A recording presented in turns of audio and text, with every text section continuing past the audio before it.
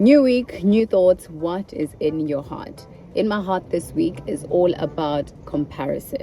Yep, that's right. All about comparison. I don't know what your experience is, but with me, I know growing up, I used to compare myself a lot. And I think that resulted because of, low self esteem and lack of confidence. So, comparison is basically not right. It's not good. It's not healthy. It's very toxic. Because I know for me, I would always, whenever I see somebody, I'd always like compare. If when it came to the way another person dressed, I would compare. How the other person looked, I would compare. How the other person sounded, I would compare. Literally, I hated my voice because I was just like, a lot of people were just like, it sounds so manly, you know what I mean? It sounds like the voice of a man. So I always would compare it with other people's voices, and I'd be like, oh, that voice sounds better. And then I'd just try and mimic that particular voice. Or I'd be like, oh, that person walks really nice. And then I'd just mimic that walk because I was comparing myself. But this is something that limits your growth, it limits your thinking. It's just you literally become a second copy or a copy of the next person. You're not original, you're not yourself because you're comparing yourself. Another reason why we compare ourselves, looking in hindsight, I would say, is because we lack gratitude. When you're not thankful and you're not grateful for the things that you have, you will compare yourself to the next person. When you don't realize what you have and your main focus is on what you don't have, you will compare yourself to the next person. All you need to do is to just embrace who you are and know that, okay, this is what I have at this particular stage of my life. It doesn't mean that I won't receive whatever else I desire.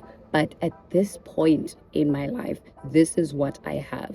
And there's no need for me to compare it with the next person. The Bible tells us in the book of Hebrews that, be content with what you have. Be content with what you have. So you need to take a conscious decision to say, I will be content with what I have. I will be content with where I am, and I won't compare myself to the next person, because it's ridiculous to compare yourself to the next person, not even knowing where that other person receives whatever it is that you're trying to compare yourself to them with. If you, for example, don't have a car and you now compare yourself to other people who have cars, now it's a thing of you feel pressure. You have heart palpitations because you feel like you also must have a car. Yes, you also must have a car, but don't let the root or the reason of you wanting to have a car be because that one has a car, so I also want a car. That one has an apartment, so I also want an apartment.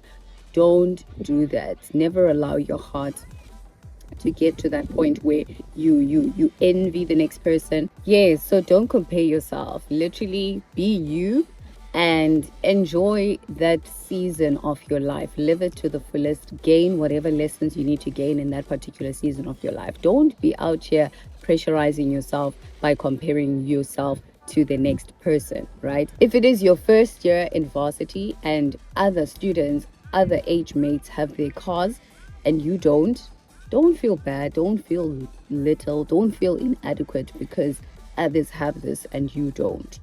First year of varsity, other people were dressed very nicely, but I didn't compare myself to say, oh, I also want to be dressed like this because these guys are dressed like this. You know what I mean? I was like, okay, this is where I am. This is my size per time. This is how I need to dress, or this is how I'm dressing at this point in my life. And I was comfortable with that. And therefore, I was able to relate with the people easily. When you compare yourself to a particular person, it's even difficult for you to relate to that person, because every time you see them, every time you look at them, you're like, when now you have what I want. You know what I mean?